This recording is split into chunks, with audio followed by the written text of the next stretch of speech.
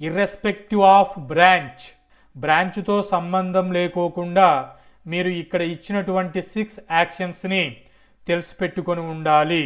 మీ jobs అనేటువంటివి engineering ఫీల్డ్లో స్టెబుల్గా ఉండాలి. ఇండియాలో అయినా గ్లోబల్ వైడ్ అయినా. అంటే పైథాన్ అనేటువంటిది కంపల్సరీ తెలుసుకొని ఉండాలి. ఏఐ ఫండమెంటల్స్ అయినటువంటి మిషన్ లెర్నింగ్ మోడల్స్ తెలిసి ఉండాలి. డేటా అనలిటిక్స్ మీద నాలెడ్జ్ ఉండాలి. ఏఐ టూల్స్ ప్రాజెక్ట్స్ అయినటువంటి జెమిని ఏఐ టూల్స్ అనేటువంటివి హ్యాండ్ చేసే విధంగా మీరు ఉండాలి. ఆటోమేషన్ అనేటువంటిది డిజైన్ అనేటువంటిది తెలిసి ఉండాలి.